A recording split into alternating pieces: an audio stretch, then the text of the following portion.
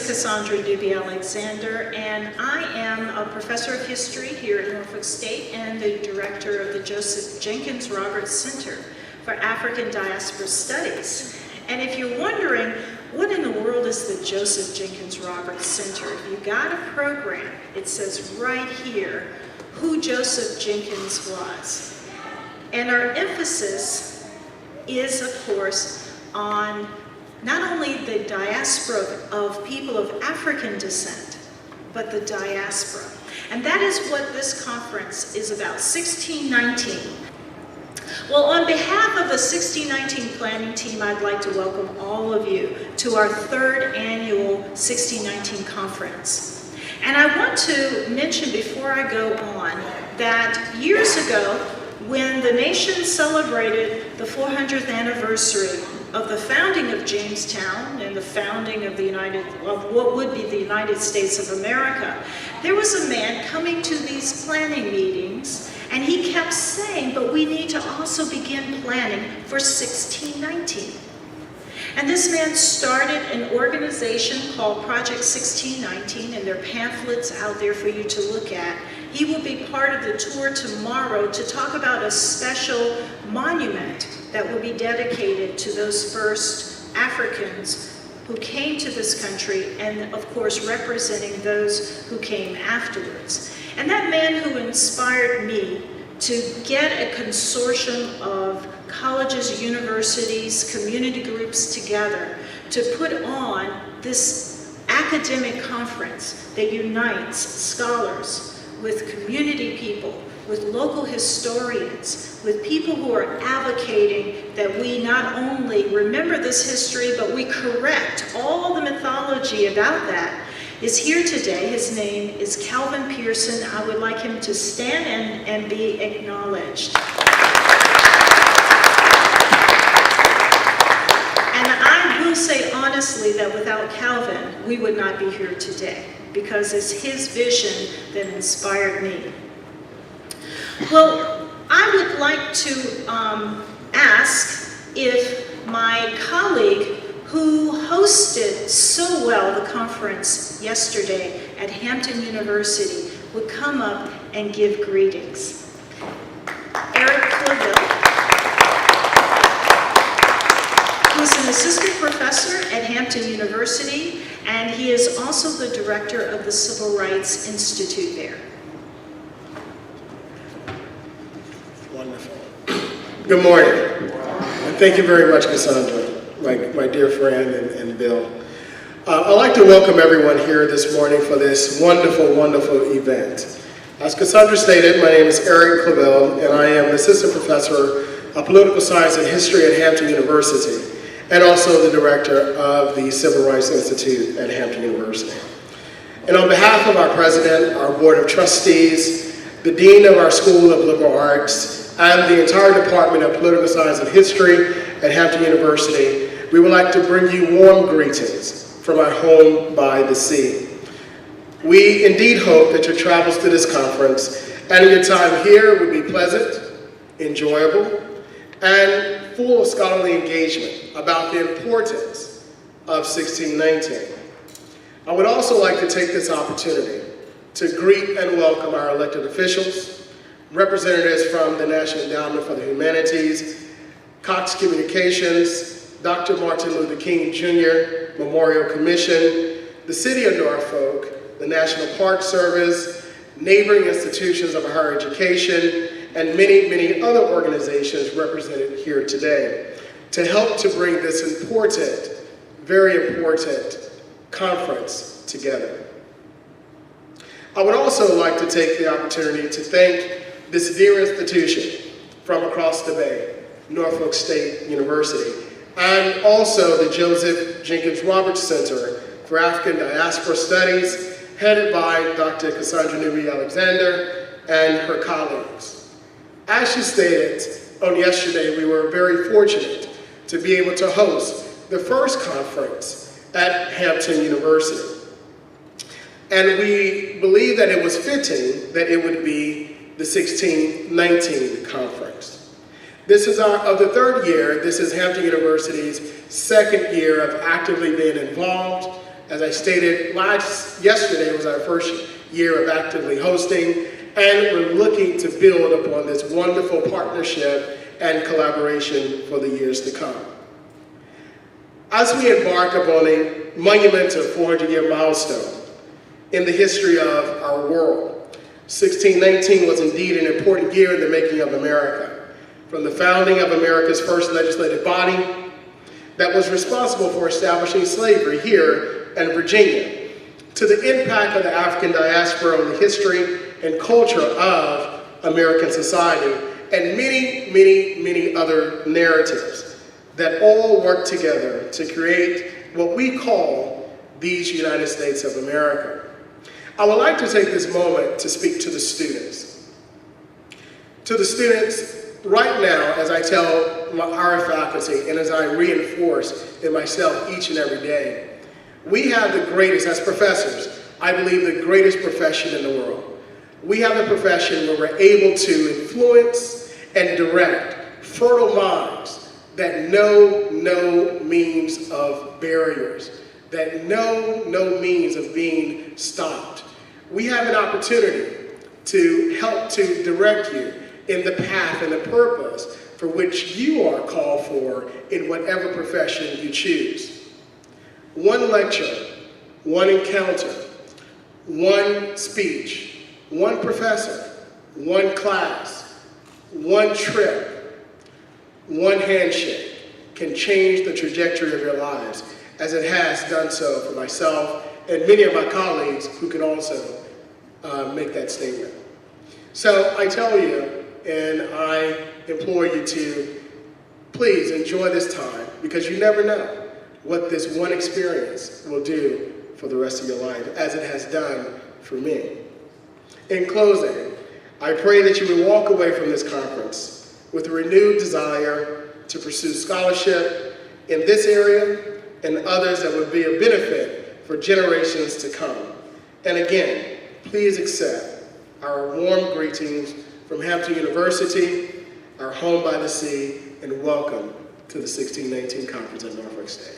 Thank you.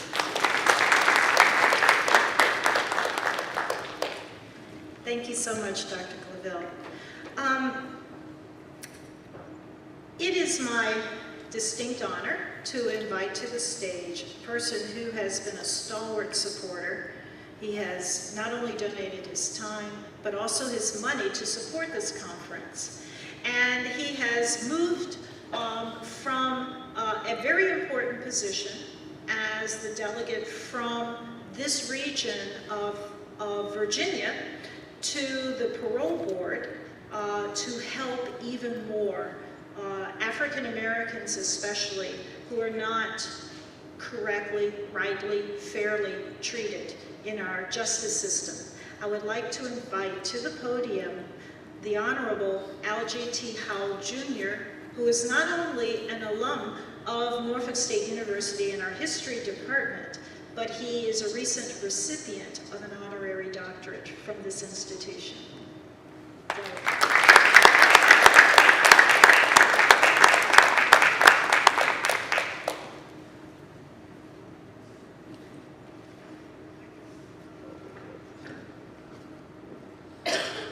Good morning. You might note that I brought with me my little green bag. I have some other things here which, I didn't bring that to read to you. As Dr. Newby Alexander knows, sometimes I have prepared statements to make, but I always put them under the table because I always fail to follow what I'm supposed to do. Now, you will never know how much I'm honored to be here this morning. I was here last year too. And thank you, Mr. Pearson, for having educated me last year and many others. All these years that I've lived, taught history, I thought that we arrived in Jamestown, but he corrected that last year. We did not arrive in Jamestown. We arrived someplace else. You know, some people were critical of the fact that I resigned from the House of Delegates after having served 6 months of my 2-year election. But I think in life, we have to learn how to establish priorities, especially for you students who are here today. I can almost cry because I see such a small number of students here. This room should be jam-packed, it should be full. They should be standing outside, waiting to learn some of the things that's going to go on, that went on yesterday, today, and tomorrow. Especially for you students. In 1776, when this country declared its independence, all of us who are here today that looks like me, we were considered as property and 3/5 of a person. When you move up a little further, in 1850,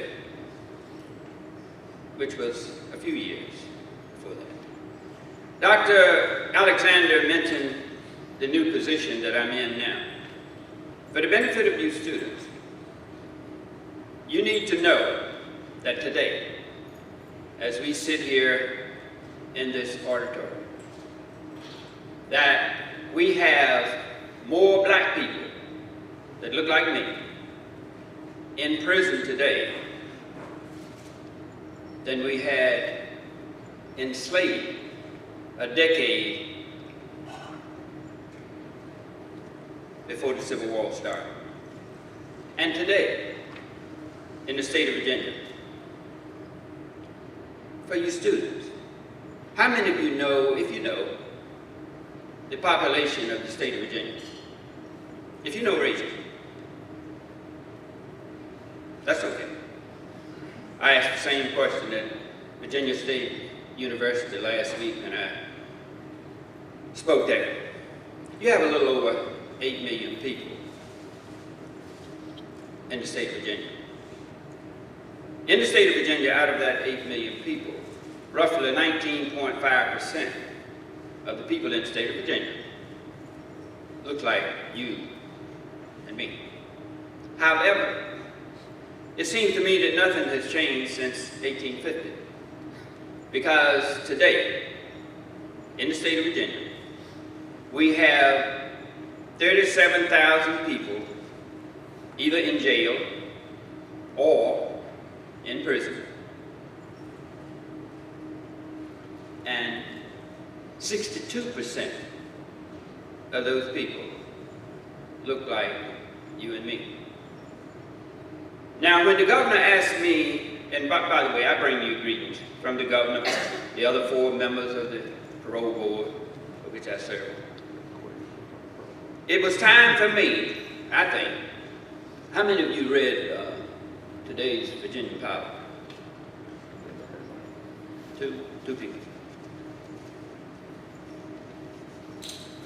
This was yesterday. See you next year.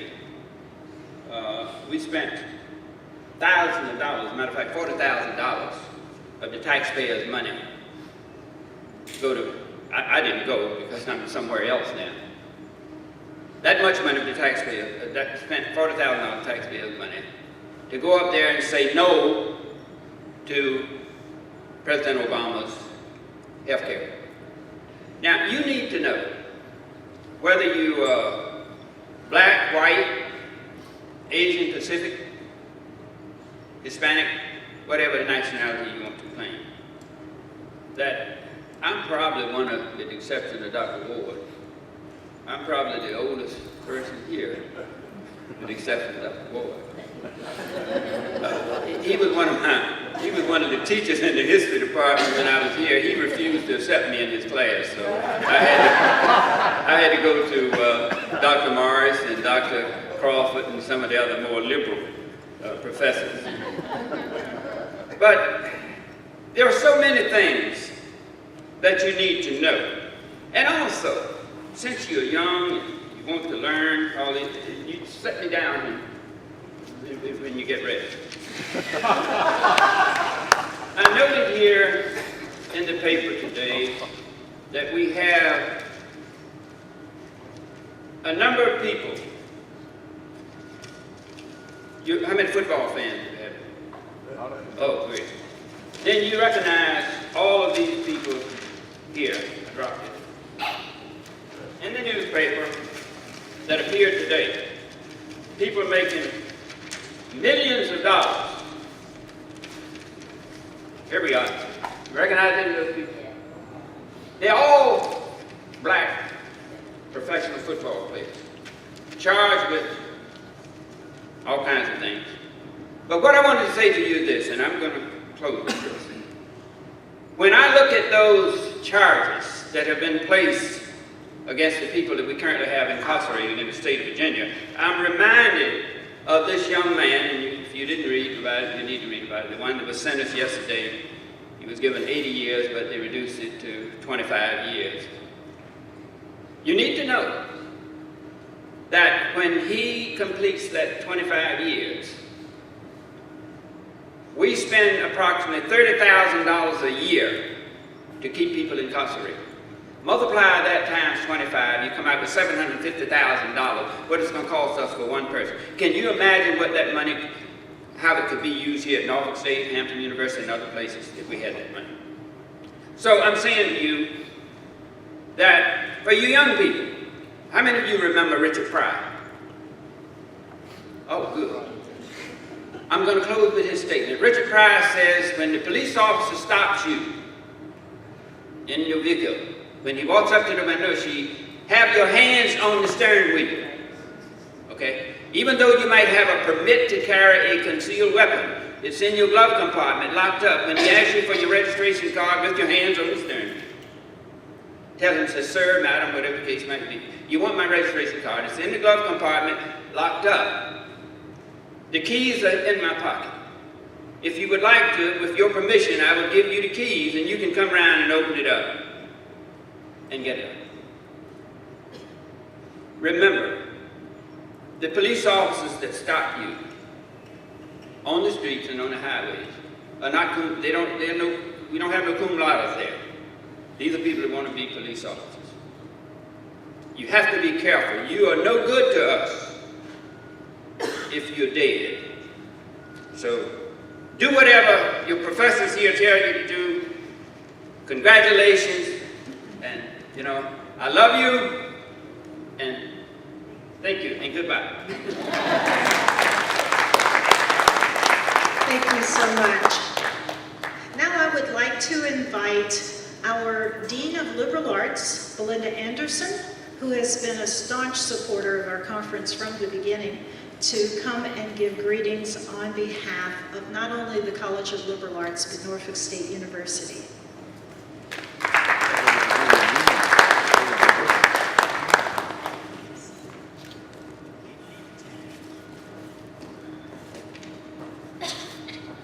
Good morning. Good morning. Good morning. I am so very pleased to be here and to bring you greetings on behalf of the faculty, staff, and students of the College of Liberal Arts and also the university. In 2007, I co-chaired the advisory board for the celebration of the 400th anniversary of the founding of Jamestown.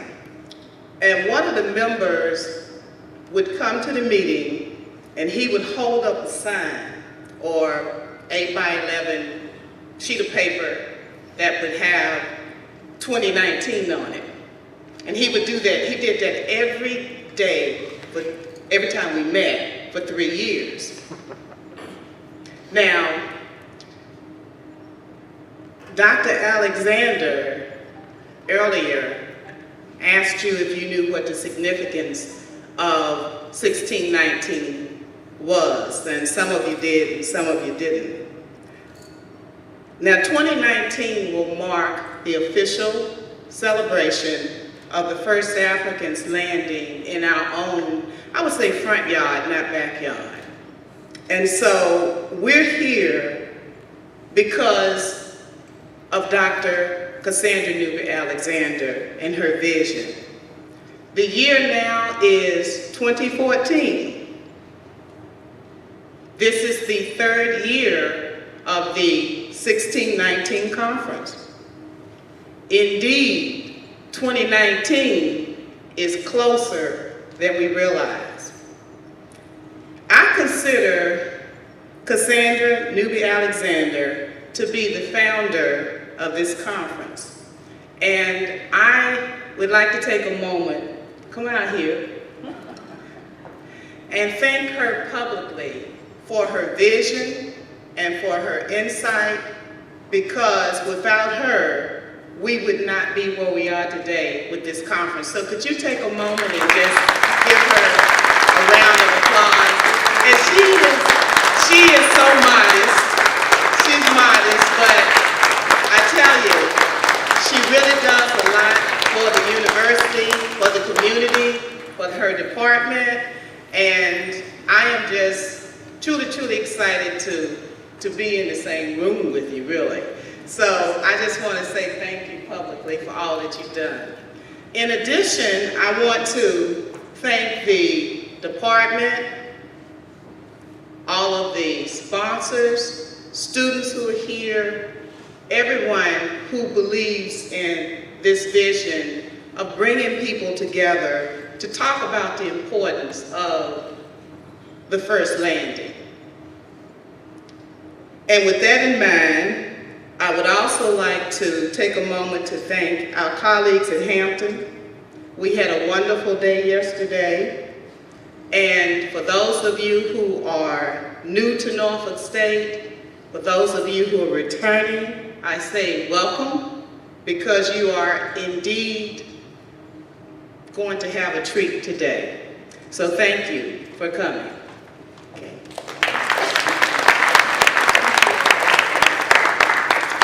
Okay, we are going to be running about 5 minutes late for the beginning of our 10 a.m. session, because I want to invite Dr. Paul Finkelman, who is our nation's expert on race and slavery in the law, to come up and just talk for just a couple of minutes about the significance from a legal perspective of 1619. I think it's important for those of you especially who were not able to come yesterday and did not hear his presentation. And while he's coming, for those of you who love to tweet, we are interested in having your comments and running comments especially. And of course in the program you will see hashtag 1619 as the handle. So please, as you go to the different sessions and here, please go ahead and tweet hashtag 1619. Give us your thoughts, your comments.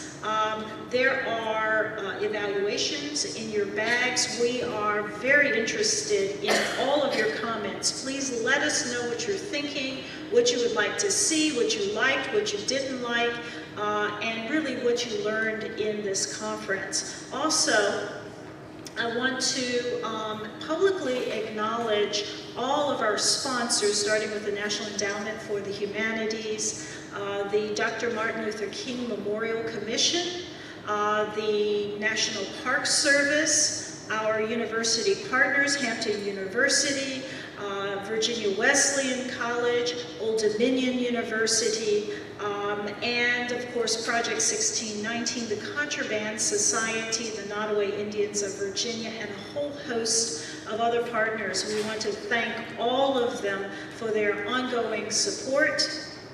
And I also want to encourage you to look at our program throughout the day. We have some exciting things planned today.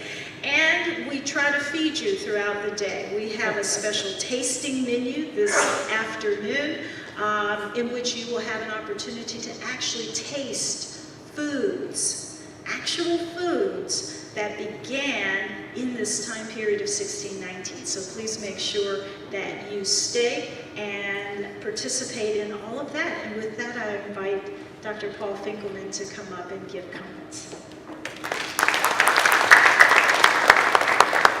Thank you very much. I'm a historian, but I teach law sometimes, and I think a lot about law.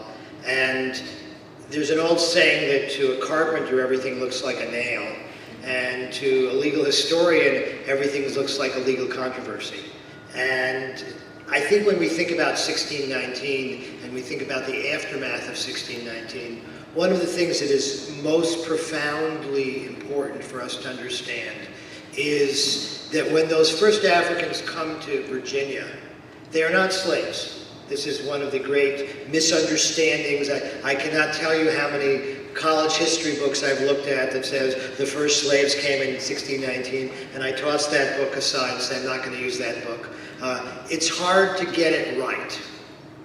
But to get it right, what we have to understand is that slavery has to be created in Virginia.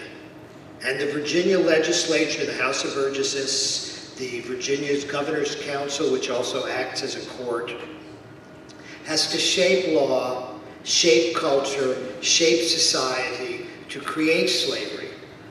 The desire to exploit people is always there. The British who settled Virginia are experts at exploiting people. They really like the idea of getting other people to work for them. If you think about mowing your lawn on a hot day in Virginia, you can kind of get what's behind them. But they want to do it on a grander scale, because what they want to create in America is a Western Hemisphere world that resembles the world of England, where there is a very, very wealthy elite on top, and there are essentially peasants, poor people on the bottom, and those peasants, those poor people, support the elite on top. They would like to recreate a kind of feudal system. And initially, of course, they use indentured servants. Most of the indentured servants are whites, and when a few blacks arrive, they say, great, we have some black indentured servants. They're not particularly worried about the color of their indentured servants, they simply want their labor. But from that, they relatively quickly decide as individuals that we can exploit these Africans more than we can exploit English indentured servants, because the Africans don't speak English. They don't understand what the laws of England are. They don't understand the rights of Englishmen. And as the vote now comes back, continuing the rights of Scotsmen as well, as Scotland has wisely decided not to go it on its own. But they understand that the Africans don't understand this, and so we can get more labor out of them. And so gradually we see in the 1630s individuals treating Africans as slaves. But that's not a system of slavery. That's a system of exploitation at an individual level. That's in violation of English law. And what we find is the English courts freeing many of these people. As late as the 1670s, there are decisions by the Governor's Council that this particular African is free because he came as an indentured servant. But while that is going on, the future story is that the Governor's Council and the House of Burgesses are creating new laws, new regulations to make slavery legal. And as they make slavery legal, they create an institution which will continue, as we know, for essentially another 300 years. I'm sorry, essentially another 200 years. So from the 1660s until the 1860s, we will have legal slavery in the United States. And in the end, slavery will be abolished by two very different kinds of mechanisms. The first mechanism is the United States Army. Historians often ask the question, who is the great emancipator? Is Lincoln the great emancipator? Are the slaves self-emancipators? All of these things are true. I suppose the real great emancipator is William Sherman. William Sherman emancipates 1 million people marching across Georgia. When you're watching Gone with the Wind, late at night in these waning years of the sesquicentennial of the Civil War, and you see Scarlett O'Hara crying about the loss of her plantation, just remember that what William Tecumseh Sherman's army is doing is liberating more human beings than any other institution will do until the Allied armies march on Berlin in the 1940s. It is the greatest liberation of people in the world up to that time. But Sherman's army reaches maybe 1 million slaves of the 4 million that existed when the Civil War began. And while he liberates them from slavery, that doesn't fully make them free. What fully makes them free, of course, is the 13th Amendment. And then we need a 14th Amendment and a 15th Amendment. And then we need 100 years of struggle to take those amendments and implement them with what we are now celebrating this year, which is the 50th anniversary of the passage of the 1964 Civil Rights Act. And next year we will be celebrating the 50th anniversary of the Voting Rights Act. And if there's something to take away from this conference, and now I'm directing this mostly at the students here because us old folks are too old. It's your world. You have to run it. First, I want to say, before I do that, I want to say one thing, because it's very rare that I get to talk after the parole board has spoken. I want to add a footnote to the parole board. In addition to putting your hands on your steering wheel, every one of you should remember, and every one of you should tell your friends to remember, that every police officer in the United States has the same name. Every police officer in America, their first name is officer, and their second name is either sir or ma'am. And when you are stopped, you say, yes, officer, sir, no, officer, ma'am, yes, no, officer, sir, and you treat these people with dignity and respect. Do it for two reasons. One, because they have a very hard job. They do risk their lives. They do deal with some pretty nasty, bad people. Not everybody who comes up for parole gets it. Sometimes the parole board says, no, we really would like to keep you out of society forever. You're a bad person. And the other reason is that many police officers have very short tempers. And they have a badge and a stick and a gun. And the thing you do not want to do is annoy somebody who has a badge and a stick and a gun. So be polite and be forthcoming, and you will be much safer. That's the first piece of advice. Second piece of advice is to remember that thousands of people in the United States died so that slavery could end and the former slaves and their children could vote. And hundreds of people died in the 1960s to get the Voting Rights Act that we will be celebrating the 50th anniversary of in 2015. And if young people and women and non-whites voted in the same percentage as old white men voted in this country, we would have a very different country. And when we complain about the status of our country, when we complain about how much they're wasting to fight health care for all Americans, when we complain about what the Congress does because it doesn't do anything now, because it's against anything, we have to remember in the end that it is ourselves that we have to blame.